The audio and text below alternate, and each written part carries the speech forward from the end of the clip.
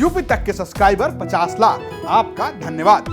कौन जीतेगा यूपी, इस सवाल के साथ शुरू हो रहे हैं उत्तर प्रदेश में 10 फरवरी से चुनाव। और चुनाव की शुरुआत हो रही पश्चिमी उत्तर प्रदेश से। पश्चिमी उत्तर प्रदेश में एक ऐसी भी सीट है जहां पर देश के रक्षा मंत्री और बीजेपी के कद्दावर नेता और उत्तर प्रदेश के पूर्व सीएम राजनाथ सिंह की साख दांव पर लगी है। हालात ये हैं कि बीजेपी इस सीट को जीतने के लिए अपनी पूरी ताकत झोंक रही है। नमस्कार, मैं हूं रजत सिंह और आप देख रहे हैं यूपी तक।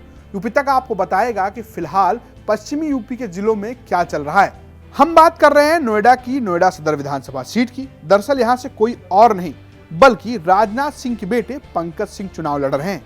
वहीं कांग्रेस के उम्मीदवार हैं पंखुड़ी पाठक।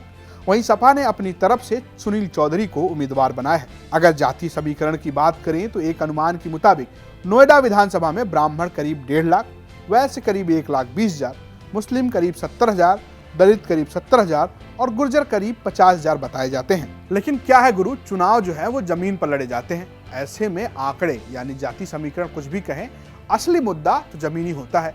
ऐसे में हमारे सहयोगी भूपेंद्र ने बात की स्थानीय पत्रकार धर्मेंद्र चंदेल से। देखिए, गौतम बुद्ध नगर में 3 विधानसभा सीट है। इसमें से नोएडा और जेवर जिले की हॉट सीट मानी जा रही है। नोएडा में देश के रक्षा मंत्री राजनाथ सिंह जी के बेटे पंकज सिंह चुनाव लड़ रहे हैं और वह राष्ट्रीय राजधानी दिल्ली से सटी हुई सीट है।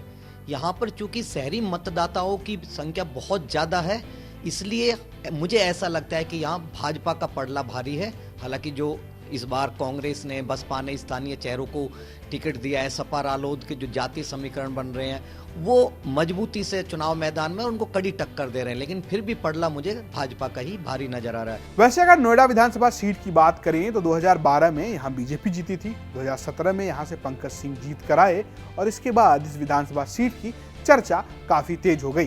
क्या है कि 2 लोगों में 2 अलग अलग मत भी हो सकते हैं। ऐसे में एक पत्रकार जो कहता है वही सब कुछ सत्य नहीं हो सकता।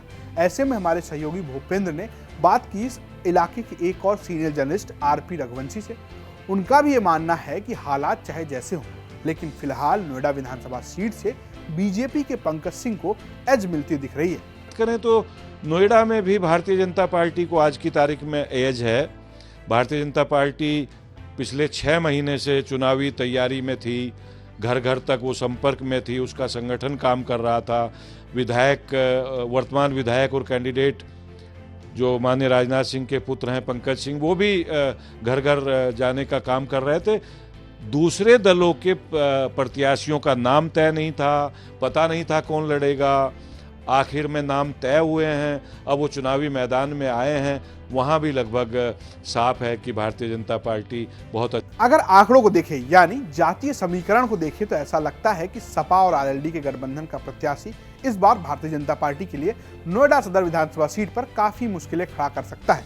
लेकिन अगर स्थानीय पत्रकारों की माने और इतिहास को देखें तो ऐसा लगता है कि पंकज सिंह के लिए नोएडा विधानसभा सीट एक आसान जीत बन सकती है। तो जैसा हमने आपको पहले बताया कि नोएडा विधानसभा सीट पर पहले फेज यानी 10 फरवरी को वोटिंग होगी और नतीजे तो 10 मार्च को ही आने हैं।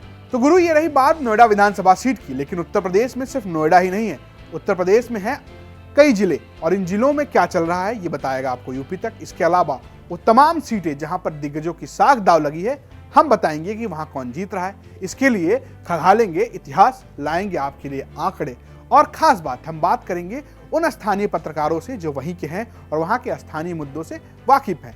तो ऐसे में अगर आप ये जानना चाहते हैं कि कौन जीत रहा है यूपी, तो देखते रहिए यूपी तक। नमस्कार।